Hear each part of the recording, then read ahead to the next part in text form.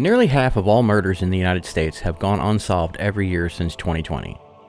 While I wish I could change that, I'm just one guy. What I can do is try to shine a light on some of the unsolved murders in each and every state of the country. My hope is that someone watches these videos and might have information about these cases may someday think about helping solve them. Today, we focus on the state of my birth, Kentucky. First, I'd like to offer my deepest condolences to the families of the victims. Nobody should have to go through what they went through, what they're still going through. If you have any information at all about these cases, please contact the relevant law enforcement agencies at the numbers provided in the video. Since most of their websites have a way to submit a tip anonymously, there's no real excuse to hold back the information. While you might think what you know to be inconsequential or insignificant, it might just be the one piece of information investigators need to break a case wide open. Without further ado, here are 5 unsolved murder cases from Kentucky. This first case comes to us from Pulaski County, Kentucky, and is still unsolved 3 decades later. On July 3, 1994, 21-year-old Linda Gibson walked to a local convenience store near Somerset, Kentucky, with her 4-year-old half-brother, Cody Garrett. The pair failed to return home and were reported missing the next day. According to reports, the pair were seen walking in the vicinity of the Dairy Mart on Bourne Avenue. Linda's brother, Clayton, told Dateline that for months prior to the murders, Linda believed someone was going to hurt her, but could not or would not tell him or their father who or why. 4 days after they disappeared, Linda and Cody's bodies were found along a fence row in a field just about 2 miles from where they were last seen. It's believed the pair were picked up outside of a store, driven somewhere, murdered, then brought back and dumped where they were found. It's also believed that Linda was the intended target, and 4-year-old Cody was killed because he could possibly identify the killer or killers. That alone tells me that the responsible party or parties were acquainted, at the very least, with the Gibson and or the Garrett families. That poor little boy was simply in the wrong place at the wrong time and had to be dealt with. While no information about how Linda and Cody died has been made publicly available, according to the Pulaski County Sheriff's website, the investigation by their department, the Somerset Police Department, and the FBI has developed several suspects, although no arrests have been made. If you have any information about this case, please call the Pulaski County Sheriff's Department at 606-678-5145, or you can leave an anonymous tip at www.pulaskisheriff.com/tip. You could be the one to help the Gibson and Garrett families get justice for Linda and Cody. Some people just have an innate ability to turn their hobby into something more. They make it a business opportunity, which is precisely what the victim in this story did. Unfortunately, that hobby turned business might just have led to murder. The hobby in question was tennis, which Henry Cy Surowski began playing in the late 1960s. He fell in love with tennis so much that he created his own ranking system, a system that encouraged beginning and amateur tennis players to participate in local tournaments as it created a more level playing field for players, aiming to set them against other players of roughly the same experience and skill levels. Henry implemented his system, which had become known as the Cy system, at the Fern Valley Tennis Club in Louisville, where he served as both president and managing shareholder. It soon became popular enough in the local tennis scene that Henry and his partners began fielding offers to sell the system. Even the U.S. Tennis Association was evaluating the Cy system for potential adoption. By all accounts, Henry had no interest in selling, however.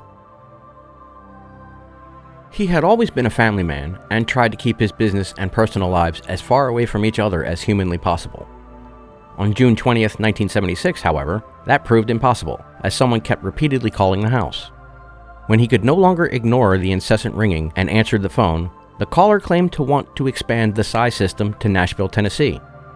Henry agreed to a quick face-to-face meeting with the caller, with the intention it would be a quick one, so he could return to his home and family. He left the house at around 5:45 that evening. Roughly an hour later, Henry was found dead in the parking lot of the Holiday Inn in Louisville, Kentucky, shot 5 times with a .22 caliber weapon, including once in the head. According to reports at the time, nobody heard any shots that evening, meaning a suppressor of some kind was likely used. Russell McDaniel, the police chief at the time, believed the killing was most likely a contract killing, although who would want Henry Surowski dead and for what reason has never been made known.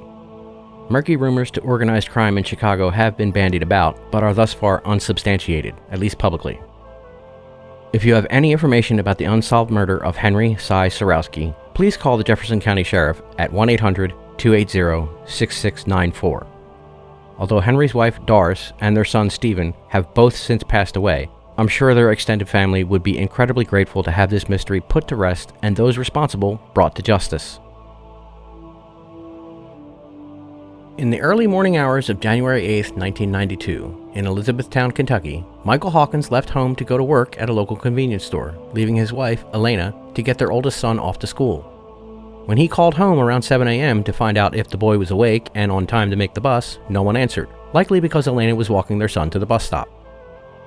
When Michael called home again around 10 a.m. to ensure their son made the bus, the couple's 3-year-old son answered the phone, telling him that Mommy's bleeding. After hurrying home, Michael found Elena with her hands bound behind her back and throat slashed, dead on the living room floor. He immediately called the police. During the investigation, Michael was ruled out as a suspect very early on, but it was discovered that Elena was brutally assaulted in a way both TikTok and YouTube don't like any elaboration. It was also learned in the investigation that a neighbor saw an older black Datsun pickup, similar to this one, leaving the Hawkins home around 7:30. Michael Hawkins passed away in 2004, never learning who killed Elena. Few leads in Elena's murder have been developed, or at least known publicly, but in 2008, an eerily similar attack occurred in Hardinsburg, Kentucky.